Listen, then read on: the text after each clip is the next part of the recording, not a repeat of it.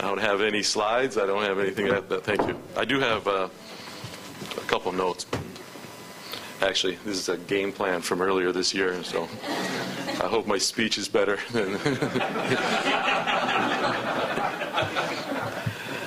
Nice to see Jim here and reconnect after our couple summers in Alberta.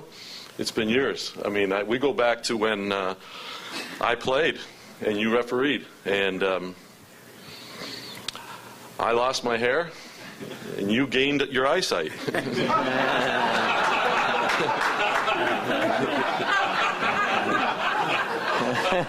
You understand? Yeah. Because you didn't back then. One of my first experiences internationally, I'm excited to go to the game, and we're watching the game before, and he happens to be refereeing, and I don't even remember the teams, but a guy starts guarding Alberto as he's running, trailing the play, and a guy has left everybody else behind, and he's guarding the referee. Slide, slide, turn, slide, slide, turn, and everybody's wondering, what the heck's going on? And he said he was out there guarding the guy that was hurting him the most.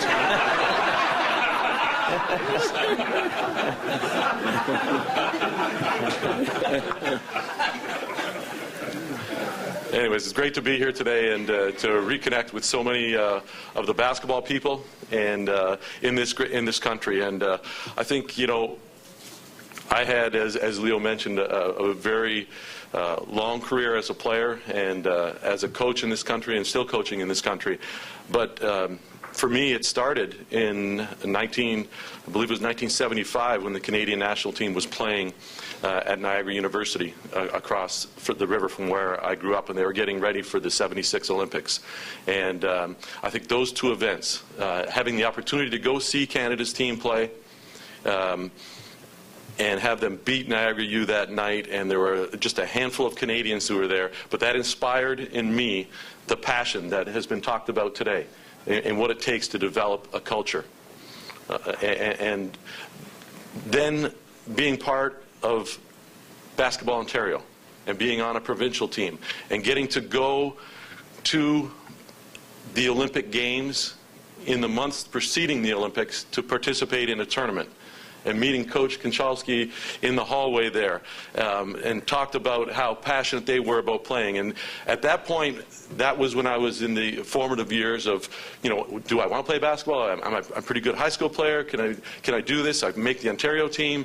I get cut from a team. But then you go and you watch the Olympics, and they're taking place in your country. And Canada's right there, and they have that fourth place finish. And,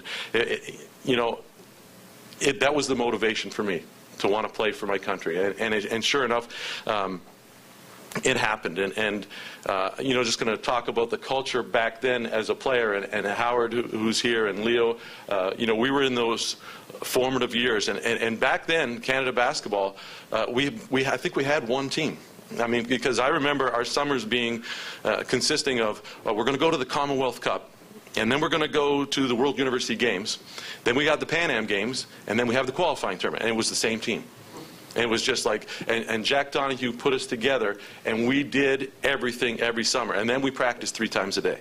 And then we stayed in the dormitories at Carleton University. And it was like, there was no NBA.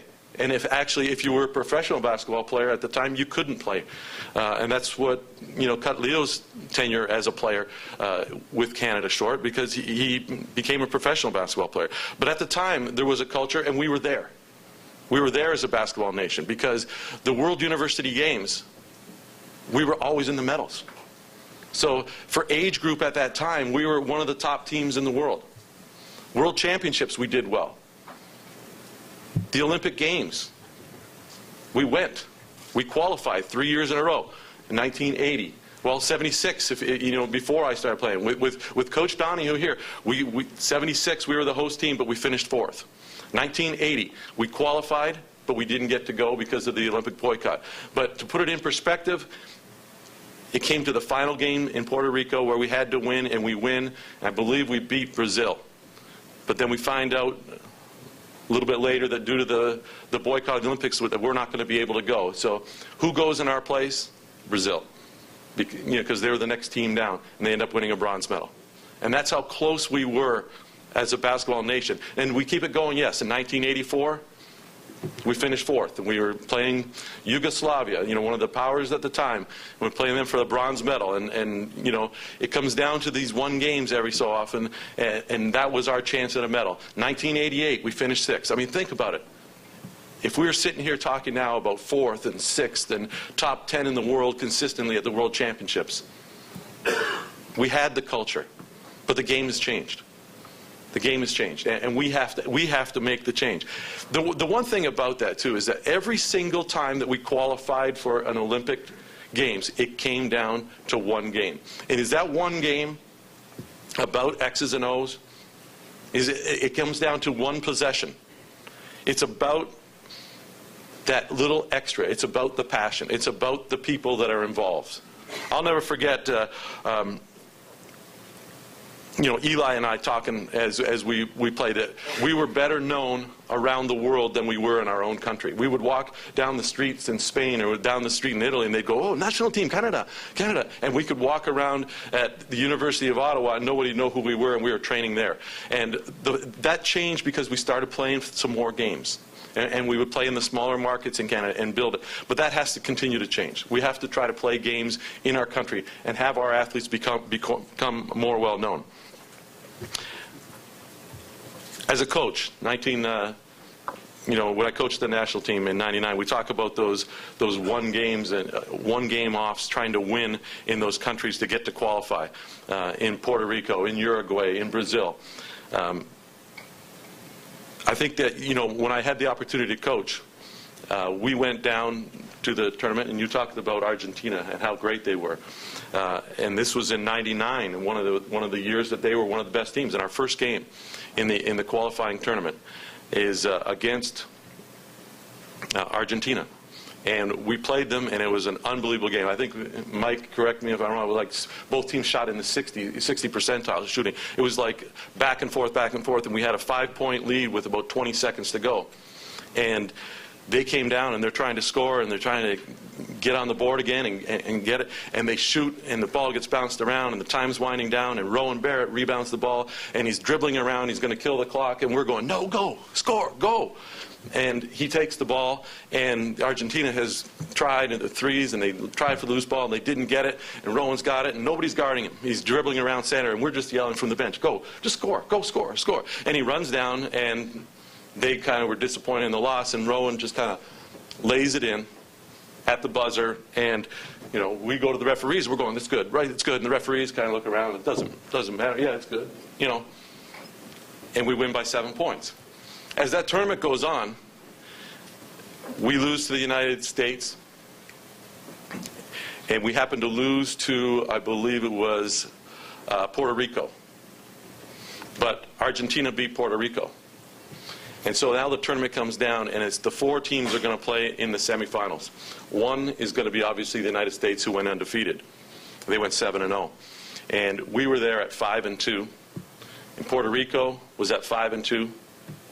And Argentina was at 5-2. So they go into point differential. And the 2 points that we scored in the very first game, where nobody guarded a guy, and we had the common sense to say, "Go down and score, go down and score," made that we won by 7, we lost by 5. The other 2 teams won by 5 and lost by 5, so they were at 0. That was Puerto Rico. And Argentina, because they beat Puerto Rico by 5, but they lost to us by that 7, gave them a -2. So now Argentina, one of the better teams in the world, in the quarterfinals, plays the United States in the first round. We play Puerto Rico. We beat Puerto Rico. The United States wins, and the 2 teams that get to go. So, I mean, it comes down, there's so many things, X's and O's, it's the final game, but it was that first bucket in the very first game of the tournament that determined whether we went. Jim talked about Michael Redd and, with the USA basketball, and that's the type of people that we have had play and represent our country. And I think that's the type of people that we need to aim for and try to get.